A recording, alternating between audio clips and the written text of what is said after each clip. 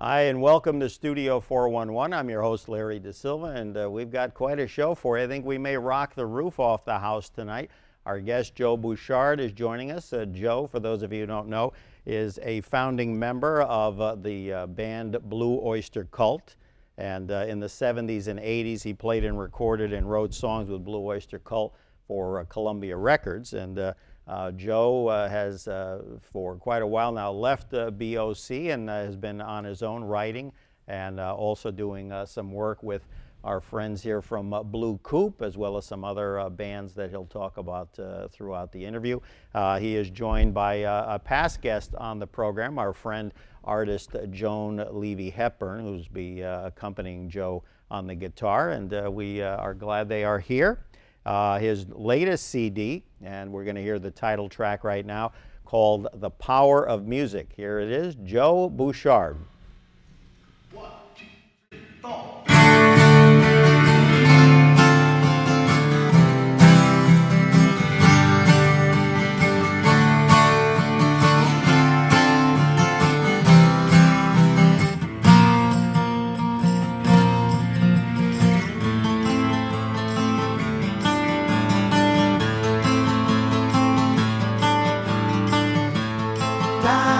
Precious, you can work it out. Time is precious, there is no doubt. Take a walk in the field, take a walk and be healed. Time is precious, no doubt.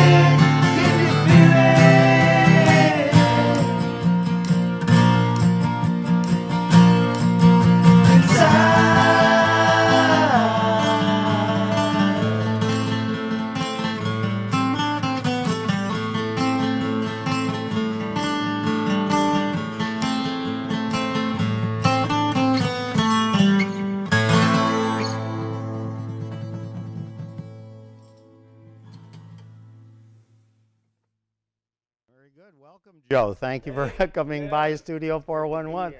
And Joan, of course, past guest of the program. Forgive me, you look like you're in 3D. I have my Joe Bouchard 3D glasses, I believe, correct me if I'm wrong, right here there's the website over here, joebouchard.com. And Joan even has a little story about what's on the side of the glasses, little hammers, is that what? I wanted to make the I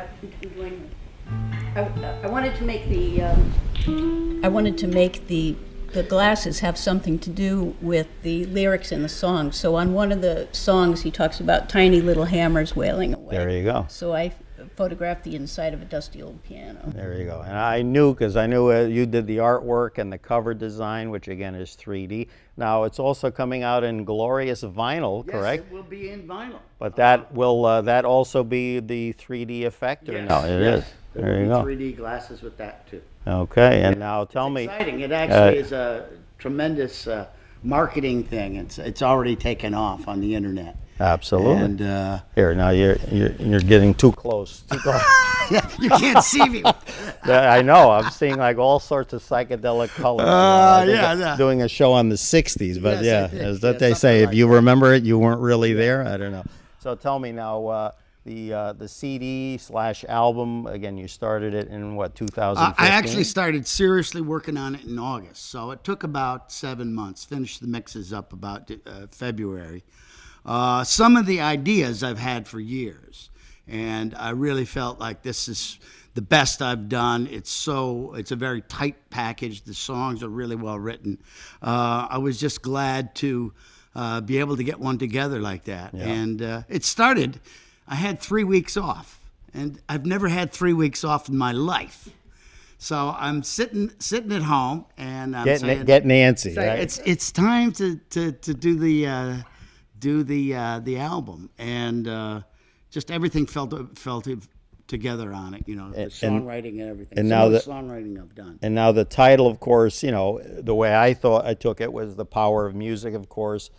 Many people, even physicians, say that music is healing in its own way. Absolutely. So where Absolutely. was that kind of where you were going with the title? Exactly, Yeah. exactly.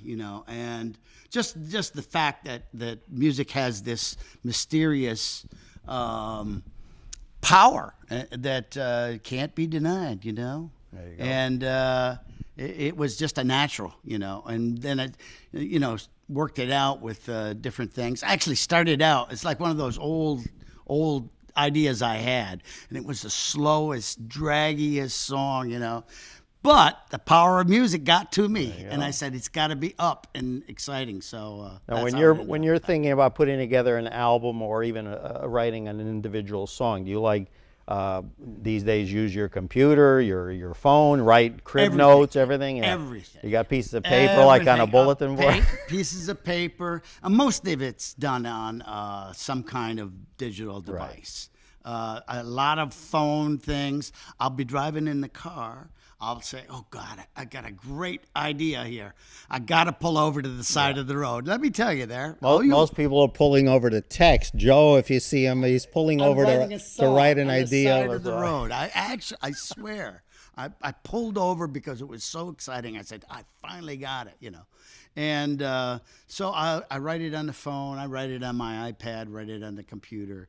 And then you bring it all together, and then hope that it all gels, as a total project, I have to ask you, there's a gentleman, John, if I have it correct, John Elwood Cook. And he did a Yes. couple of tunes on the Blue Coupe, Yes. Million Miles More. Brilliant writer. Also a brilliant artist. He was just giving a lecture in a museum yesterday. How would you describe his songs? I mean, They the are photographic. very cinematic. He's a graphic artist, so he sees things as like very technicolor and vivid ideas. And the song on this album is called Photographic Evidence, which is, when I heard it, I said, wow, that is so amazing. That's such an amazing song. Yeah, no, I just noticed And- that even with the two that, Yeah. he did on the Blue Coupe Yeah. CD, I just thought, wow, this guy You- he has something, and I Yeah. just couldn't put my finger That's on what true. it is. He has something, and you don't know what it is, you but guys he's got bring it, Yeah. both you He- guys and now he's, solo, yeah. He was our neighbor growing up. I've known him ever since I was a baby. Now, He's you was our guys next-door grew neighbor. up in Long Island, Yeah, correct? well, this was actually upstate New York. Okay. Yeah. Yeah. Up in the St. Lawrence River. He wrote a great song called Dark Boat. But he also writes about vampires. You Like Vampires is one of his best. Oh, I and- know you. There was a saying, and I wish I had written it down. Something. You're definitely Halloween must be his favorite holiday, isn't it? I definitely get a vibe that Joe is like into all this. Devils and ghosts. Is he and- the wolf man? Well, yeah. Tell me that. Now I heard you wrote that on a Leonard I was Skinner. yes, I was on a cruise. Yeah. It was in October, was just around Halloween time. So I said, I really should write something, that has the Wolfman. Maybe I just woke up in the middle of the night. The seas were rocking on the ship. I woke up in the middle of the night thinking about the Wolfman. What would the Wolfman do? And so it went through probably a half a dozen different incarnations before it ended up being the. So you're inspired even on a cruise, although that was kind of business and pleasure. Yeah. The whole cruise is. I did 5 cruises with Lynyrd Skynyrd. So. But the cruise was amazing thing because everywhere you turn, there was a great guitar player. Oh, yeah. Oh, man. I just turn around. There's Ricky Medlock of Lynyrd Skynyrd, or the guys from Molly Hatchet, or, Little Feat. It just went on and on. It was amazing. Cruises, those are happening. Whether it's jazz, country, rock, you can get cruises. We're looking at, if we can go to that shot of Joe as a youngster there. Tell me about that. That's back in the day. High school. Yeah. That was in high school. What was that band going on? That was my first band called the Regal Tones, and we won the Battle of Bands. It was just like School of Rock. We went to the big city, got on the big stage, and we won first place. And the thrill of doing that, I was I was probably about 14 at that time, And now, for those that don't know, of course, co-founder of Blue Oyster Cult, Joe's brother Albert Bouchard, a drummer, now with also Blue Coupe. So now he's the older of the two? Yeah. Yeah. He's my older brother. And so now, how did you guys get into music? Family, mom and dad playing the accordion? My dad played a little guitar. Yeah. And which was really great because he he actually built me my first guitar. Wow. Yeah. It was his guitar, but it was like he'd fallen apart, so he'd put it all back together. So instead of a Gibson, it's a Bouchard. It was a Bouchard, yes. And but my uncle was a real good jazz guitarist, and he let us play his old Gibsons. We all plugged into one amp together. We had 3 guys in one amp. And that's how we started. Played on the street, played for the Boy Scouts dances, played all kinds of high school proms. What did you guys listen to growing up? Oh, we were big fans of the Ventures for guitars. Of course, the Beach Boys came along. And then when the Beatles and the Stones came along, it was, forget it. It was all, this is our music. This is the stuff that drove the culture of the day, How about like solo artists? Anybody, male or female, that kind of, said, I love the writing, or, anything like that? Well, lots of them. Brian Wilson is my biggest influence. Well, it's interesting. One of the tunes, I detected a little kind of early 70s Beach Boys. The Beach Boys, yeah. I love the harmonies. I love singing the harmonies. I love writing songs with harmonies. You ever work with him or meet him? No. I've met some of his band. They're eventually it'll happen probably. Sure, absolutely. Yeah. All right. So now we're going to hear another number. What do you have? Yeah, we'd like to do another number. This is another band. There's that a story behind me. this one. Yeah. The story behind this is when I first got to college in 1965. The very first band that I saw on a big stage was the Blues Project. They were hot at the time. They were right up from New York City. They had been playing all the clubs in the village. All my friends said, wow, these guys are great. So we went to see them, and they were incredible. They really, very bluesy and psychedelic. So, they broke up a few years later. It didn't last too long. But Al Cooper went on to produce Freebird and Sweet Home Alabama, and Steve Katz produced Lou Reed, and they all went on to do other things. So anyway, fast forward about 40 years, I get a call from Steve Katz, and he's one of my neighbors, just happens to be one of my neighbors, and he says, do you want to join the Blues Project for a tour of Italy? Wow. I said, you're kidding me? Of course. I'll go to Italy in a second, You don't have to ask twice. So we got together, we rehearsed for 2 weekends. Unfortunately, the tour never happened, but it was just to be in the same room with those guys was a thrill. So I'm thinking, I want to write a song called like the Greenwich Village Blues. But as I was writing this song, which was going to be the Greenwich Village Blues, it became the Story of the Blues Project, which is a blues. And yeah, we want to play it for you now. There you go. All right, from the new CD, Yeah. The Power of Music, along with Joan Levy Hepburn. Let's give it up for our friend Joe Bouchard.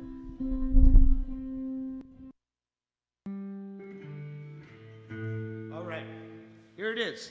The Story of the Blues Project. 1, 2, 3, 4.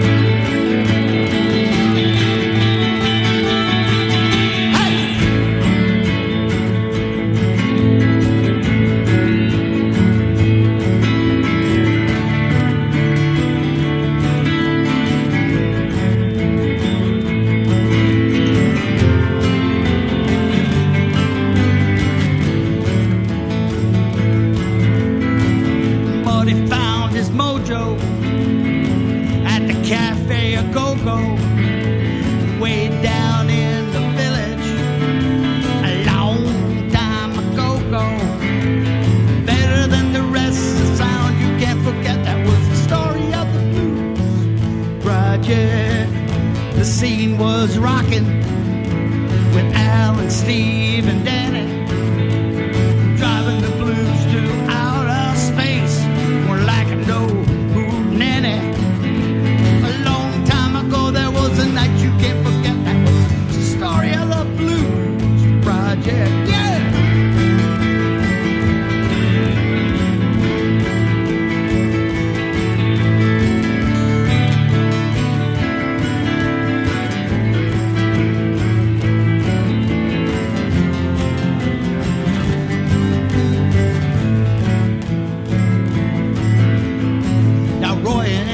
Pushing the band to go much higher, stoking the engine down the road to add some fuel to the fire. Better than the rest this night, you can't forget. That was the story of the Blues Project. The times were changing, the bands they were raging, they're heading out in different directions. Exceptions. A long time ago there was a state you won't forget. That was the story of the Blues Project.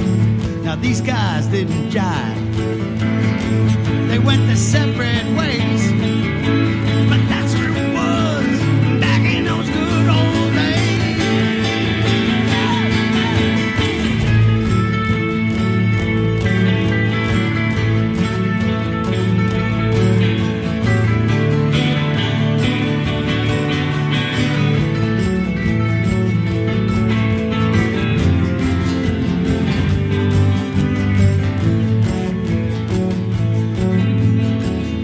He found his mojo at the Cafe A Go-Go, way down in the village, a long time ago. Better than the rest of the sound you can't forget. That was a legend of the Blues Project. The story of the Blues Project. The story of the Blues Project. The story of the Blues Project.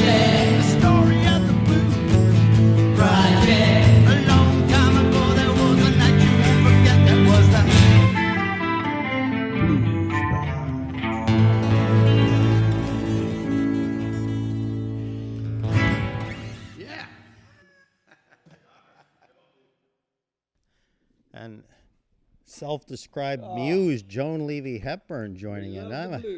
My goodness, when Joan joined me last year to talk about some art projects and different things she had going on, she wanted to keep this part of her like so quiet. It's amazing what you've brought out of her. She's right? a student of Dave Van Ronk, a very famous, famous, we talked about Dave, absolutely. Very famous, Greenwich Village.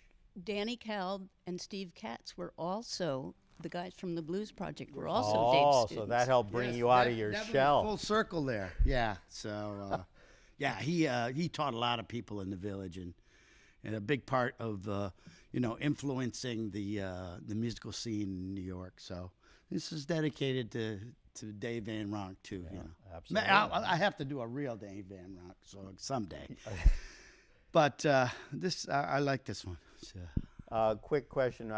We look at the montage there, folks. We've got an example of, again, tours that maybe shows. I think those were probably big in the day, right? 50,000 people. Yeah. Now, easy. How many tunes would, let's say you guys came on before you Kansas? How many tunes would each band do before they? We probably play an hour on that show. That was great. Motorhead, Lemmy. Oh, Blackfoot. Of course, Lemmy, that just recently passed away. Good friend of ours. We did a lot of shows with him. We were so lucky that in the 70s and 80s, it was a lot of big shows. I ran into Cheap Trick recently, and they said, that summer we played with you, it was like every other night was a stadium. How do you get that?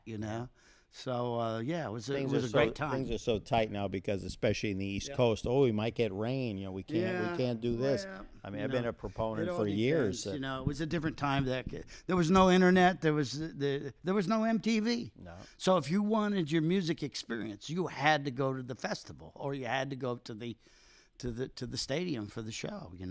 And it's still around, but we were lucky to be a part of it. Very corporate now, very corporate. Yeah. You talked about before MTV. I came to realize doing the research for this interview, obviously, that "Burnin' for You" was a really big song that summer of '81. And they got an awful lot of airplay. It was a top 40 single, but really they played our video all the time. Yeah. We made about 5 videos for MTV, but that was the one they played the most. And a lot of it was when they first opened their doors, they didn't have much to play. So luckily they played us. I never understood the song they opened up with. Video Killed the Radio Star. All right, so. Now, hot off the press here, I have a review that just came out literally days ago from Jersey Beat magazine. Again, we're talking with Joe Bouchard along with Joan Levy-Hepburn. The power of music is vinyl. Yes, coming. Look at that. Huh? Is that a great or whatever? Oh my goodness, vinyl rules. I'm telling you. That's why the music industry is probably on the upswing. Is because vinyl. Well, yeah, it's okay.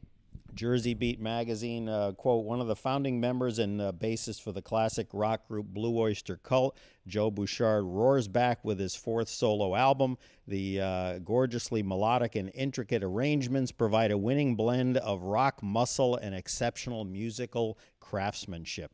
Bouchard's smooth vocals and concise songwriting are likewise on the money impressive. Better still, Bouchard's obvious love for music comes through just as loud and clear as his undeniable dexterity, thereby giving this album plenty of heart to go along with all the polish, a complete delight. Now, I was going to open up with that, but thank you. You want to go on tour with us? Hey, anytime. But it was like, I said, boy, you can't get any more concise than this. And that's from Jersey. It's just getting started because, we just serviced a lot of the magazines, and they're just getting around to listening to it now. So, but I'm very warmed by the reception so far for the album. And we'll be playing it live. We start in New Haven this summer and taking it into small places. We're doing a thing called the Up Close Tour, which will be like this, a couple of acoustic guitars, but so you can get really close and to see how the performers are doing these songs. You're just getting all the rust off of Joan. I'm telling you, she will be so calm that she will be painting someday while she's strumming. I could see it now. It does influence the painting. Absolutely. And she does a lot. Well, you guys, even when she was on the program last year, you guys had done a project together. Yeah, we did a ballet for the Connecticut. Now that was a new venture for you, right? I thought about that when I was in graduate school. I always wanted to do a ballet, but never came together. And so this thing started as a piece of art, this long piece of art. And the director of the Connecticut Ballet, Brett Raphael, said, why don't you write a ballet based on this artwork? And I said, oh, yeah, well, maybe we'll get around to it in a couple of years, No, he says, I need it in 10 days. Wow. I need it in 10 days. 10 days? I remember Joan telling me that, and I was like, from what I understood of it, I'm like, I said, how are you gonna pull that off? Yeah, I don't know how you did it. 20-hour days of Yeah, work. 20-hour days. nonstop. Yeah. Late nights, composing. The music was co-composed myself and Kevin O'Neill, who's a great jazz guitarist, and we just put it together and made it work, because I didn't have any idea what it would take to choreograph, because that takes a couple of days too. A couple of But days, I think a couple of weeks. When we saw it up in West Hartford, in Elizabeth Park, we were stunned. I was like, what was that? Like these incredible dancers, and they're doing these ballet lifts and acrobatic moves to our music. It was like, wow. And to her costumes, she did the costumes and the backdrop. That was an incredible experience. Amazing. How we get to do that. I asked this of your bandmate with Blue Coupe, Yes, Dennis. Dennis. He and Cindy, his wife, as well, designed the costumes back in the day for Alice Cooper. Quick answer.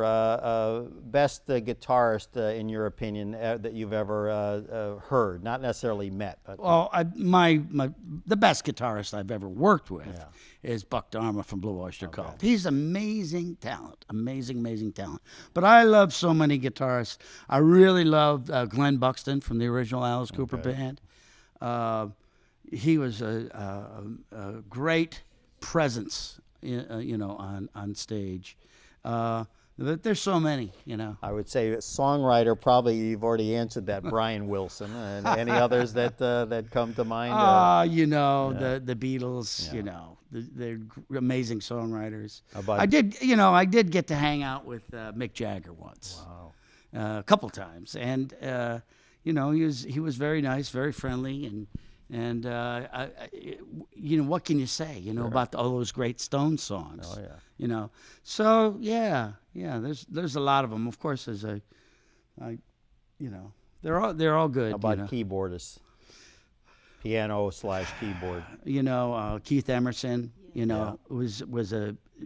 got to play with Emerson, Lake and Palmer back in the day, and he's amazing. There's a lot of great keyboardists. I kind of like the guys like Billy Powell from Skynyrd, or Chuck Leavell, who plays with the Stones. Those are my kind of the bluesy piano players. If we can get a shot of the camera there, we've got what is the word I'm trying to say? Not a bumper sticker. What is that? A patch from the Blue Oyster Cult That was days. on tour in 1975, our first European tour. That was when, I don't even know if they make Fabulous. patches anymore. I couldn't come up with a word. Patches, yeah. patches. And now there's one of the stadiums again. Yeah, one of the looks stadiums like in out in LA. L.A. or Anaheim. And yeah. again, you guys would pack that. Now, Yeah. how did that work? You guys were like set up in center field or on? Sometimes, usually in the Second end zone base, somewhere. yeah. Fabulous shows. Anaheim Stadium. Played down in San Diego at Charger Stadium. It was just two bands. A lot of times there'd be like 8 bands or something. But this is just us, Cheap Trick. Blue Oyster Cult, Cheap Trick, sold out the stadium. Wow. Those Now, are the days. I certainly felt it was long overdue that Cheap Trick got into the Rock and Roll Hall of Fame. What's up with Blue Oyster Cult? I know. Well, I don't think you ticked off Jan Warner. So I mean, I don't know what the holdup is. I don't know. They have their favorites, and there's a big long line in front of us. If they only induct 5 or 6 a year, maybe when I'm 90. There you go. I would be happy with the honor. I would graciously accept the honor. But it's a matter of there's just a lot of things going on. Every time I've been to the Rock and Roll Hall of Fame half a dozen times. We played there with Dennis Dunaway several times. The people there could not be nicer.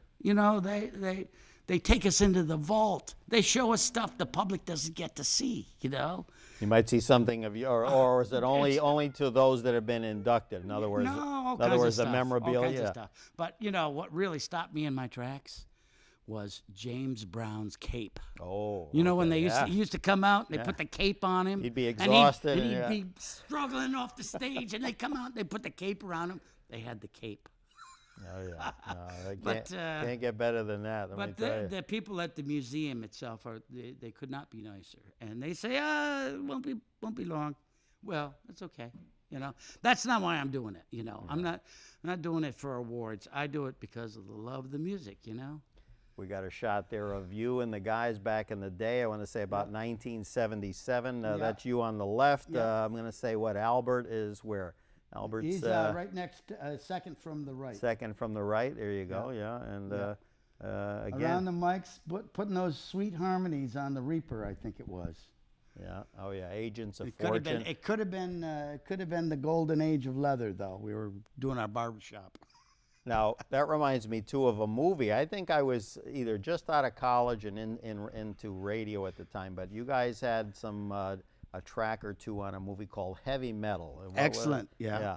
I don't know the movie was that good, but I remember the soundtrack was just great. smoking. Yeah. It was great. You remember what was? Yeah, it was a song called "Veteran of the Psychic Wars." Okay. I love that song. That's one of the strongest songs. Perfect song for the Is movie. that a gold or a platinum record? That's a platinum record. And speaking of that, we have a better shot later. But Yes, there's you and we're the guys back getting in the gold day. records at the conventions. My goodness, yeah. We've got a shot later on we'll have to get of Joe amidst all his gold and platinum records. It is something, I've seen it for myself. It is just staggering. Now tell I'm so used to that. It's not a big deal.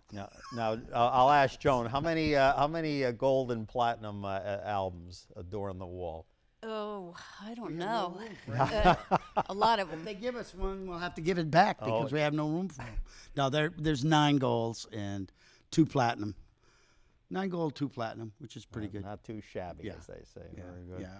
All right, what are we going to hear next? All right, take us back. Let's do a classic Blue Oyster Cult song called "Astronomy." This was covered by Metallica, and it changed my life. I wrote the song in 1974, and then in 1997, 20-some years later, Metallica says they're going to play a Blue Oyster Cult song on their new album. And then I said, well, it won't be mine. And then I found out it was mine. It changed my life. I quit my day job. Amazing. It was life-changing because I felt like I had been neglecting my songwriting.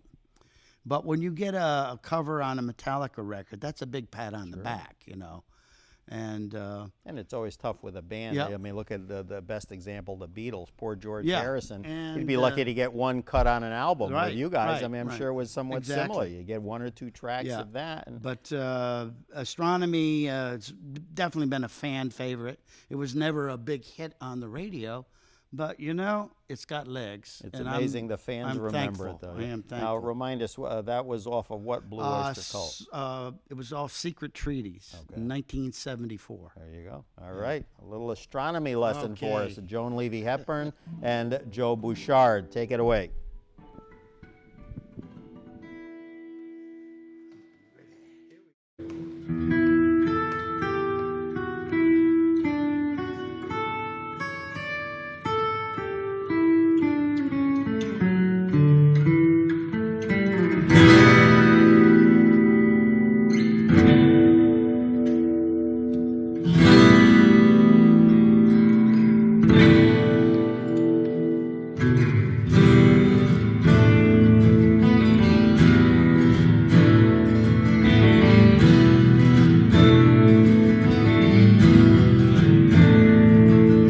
The clock strikes 12 and moon drops burst out at you from their hiding place. Like acid and oil on a madman's face, reason tends to fly away.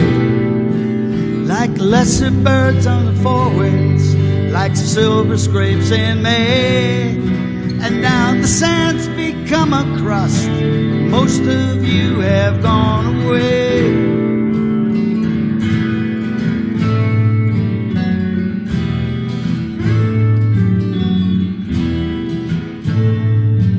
Come, Susie dear, let's take a walk just out there upon the beach.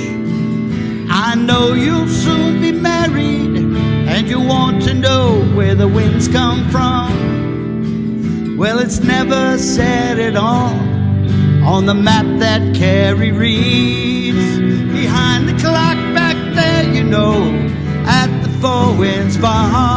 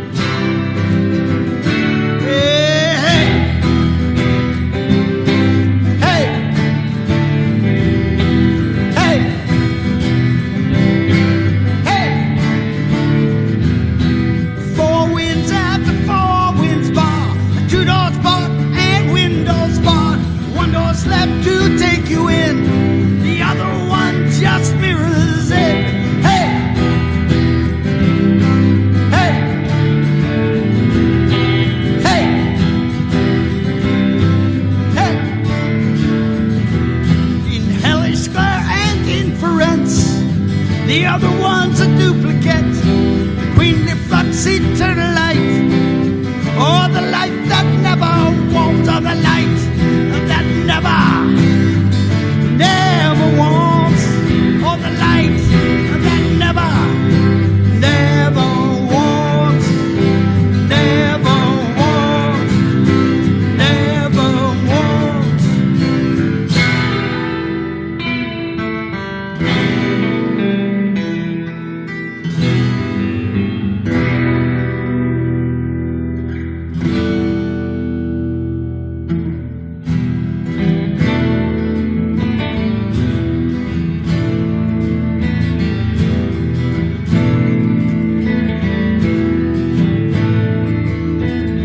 Strikes 12 and moondrops burst out at you from their hiding place. Miss Carrie, Nurse, and Susie dear would find themselves at the Four Winds Bar. It's the nexus of the crisis and the origin of storms. Just the place to hopelessly encounter time.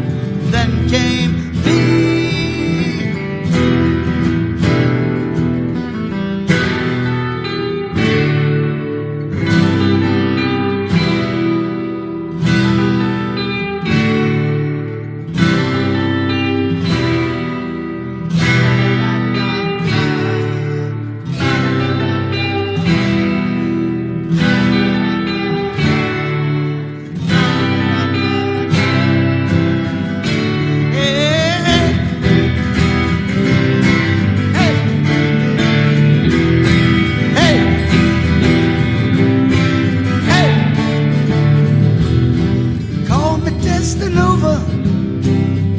eternal light. These gravely digs of mine will surely prove a sight. And don't forget my dog, fix the consequence.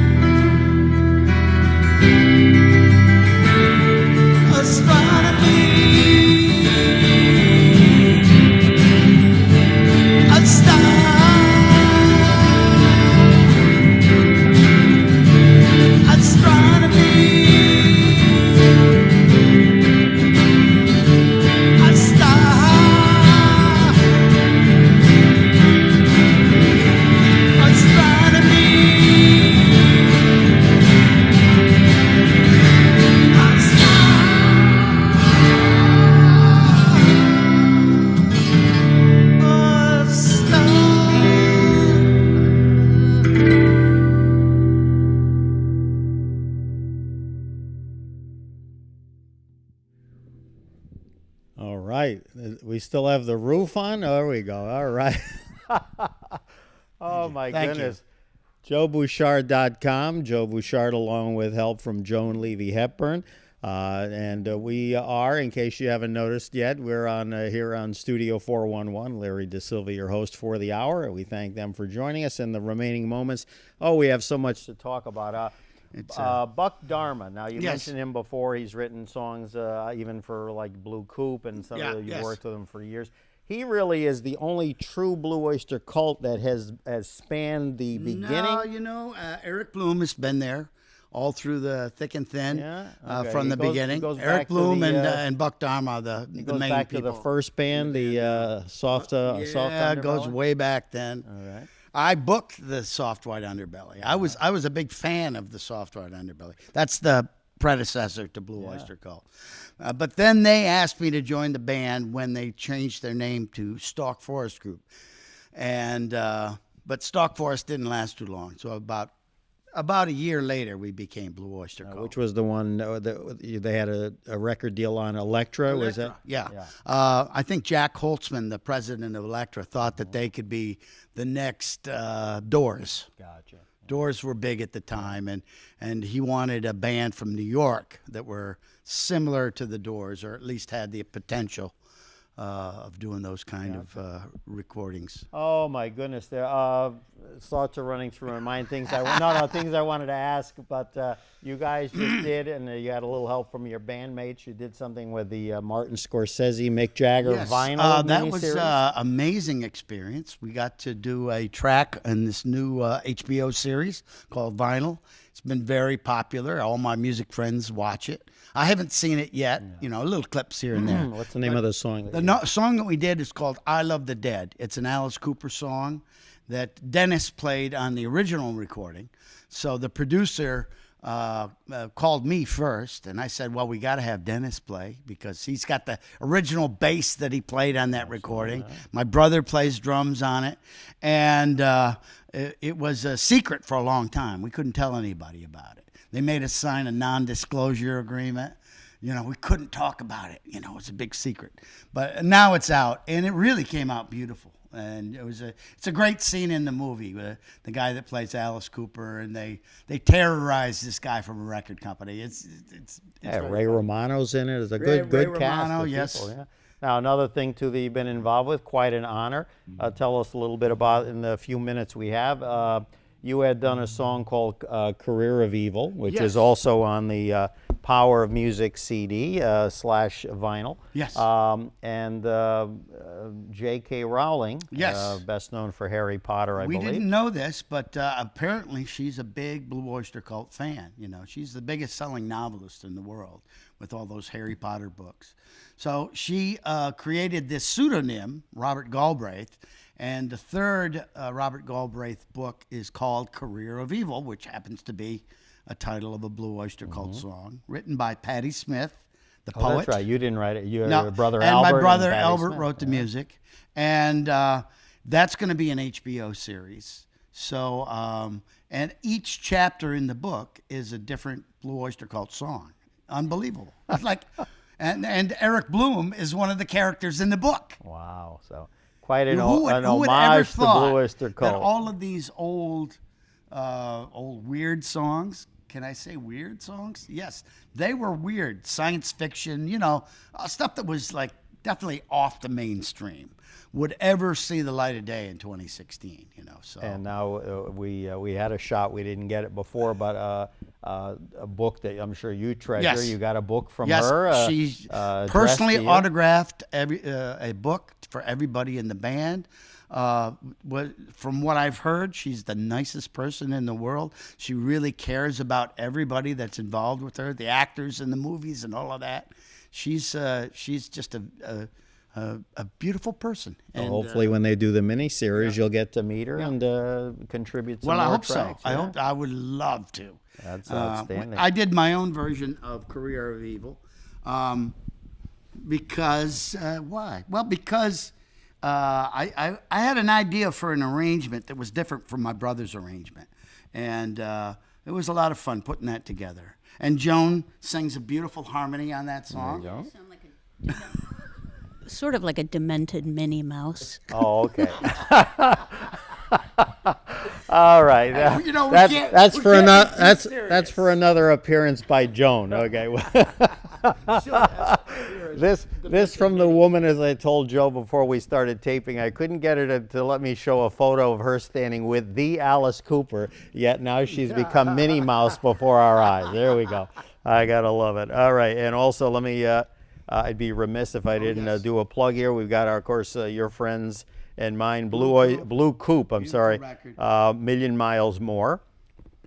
And also for those who didn't get it, I know I didn't, was Blue, of course, for Blue Oyster Cult, and Coupe because I guess back in the day They that's used to how. call Cooper the Coop. Yeah. Yeah. So. And actually, if we can was get a Dennis's shot of idea, the, not mine. we can get a shot of the monitor. You'll see the Blue Coupe band along with Mr. Alice Cooper himself. Yes. So great tune he did call Hallow's Grave on there. Oh, awesome. Yeah, and you wrote quite a few on that CD did as a lot well. of writing on that one. Yeah, no, great. And then the other one here, which again, This is my first solo album, just came out as a remix version. And you were saying you like a recording that has a lot of tracks on it.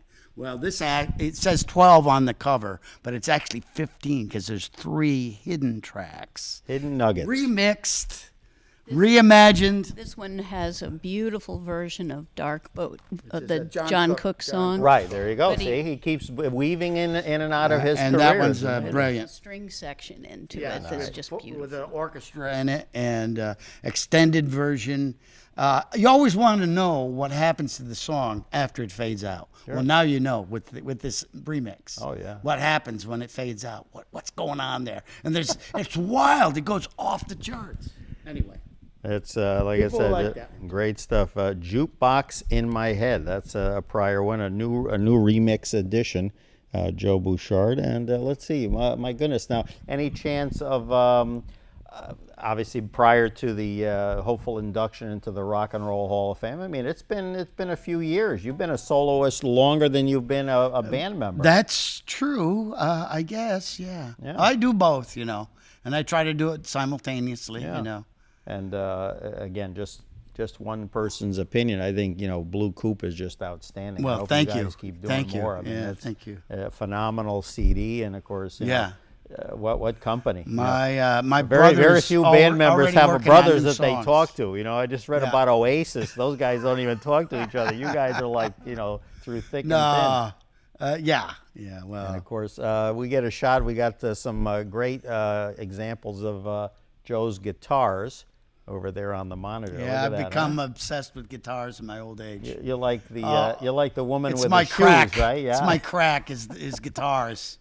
I'm on eBay every night. I didn't see those. He must have like a little corner that you allow. Most They're kind of taking over. They're taking over. Yeah, taking yeah, over. yeah. I gotcha. All right. And we've just got a couple of minutes here on Studio 411. Joan Levy Hepburn joining our friend Joe Bouchard here again with his latest CD, his 4th solo CD, The Power of Music. And again, joebouchard.com. Joe's going to be all over the map. So again, and Blue Coupe, of course, you guys were recently in New York at Club B.B. King. BB King's, it was a fabulous show. It's just great to play with those guys. Yeah. Dennis is doing a lot of promotions for his book right now, but we'll be playing more this summer. So The book is fantastic. Yeah, Now, great when are book. you going to write yours? I gave him a few ideas I too. thought maybe I would never do it, but it might happen. It might happen. All right. Well, we'll certainly look forward to it. Who did I give someone else an idea about? Oh, you should do a classical. Oh, Chris Jasper, Isley Brothers, Rock and Roll Hall of Fame. yeah, sure. And he goes, because he's Juilliard trained. And he said, oh, yeah. He says, that's not a bad idea. His wife tells me, I've been telling him that for years. You tell him, and all of a sudden it becomes reality. Well, So- people love those stories, and they really they ripen as you Absolutely. get older. So you Yeah. got to get them down. Very good. Well, again, we thank you both for coming. Joan, we look forward to seeing you again soon with whatever project you have. And 3D oil paintings. there you go. All right. Look forward Working to on a it. set of 3D paintings. And Joe, our best of luck Well, with thank the you. new Thank you, Larry. CDs. It's great to be here. Thank you. A pleasure for having having you. us. And we thank you for joining us here on Studio 411. We've got a studio track to play for you with a great montage of Joe and his career. Walk with the Devil. And again, that's from the album The Power of Music. We thank you for joining us, and we'll see you next time on Studio 411. Take care.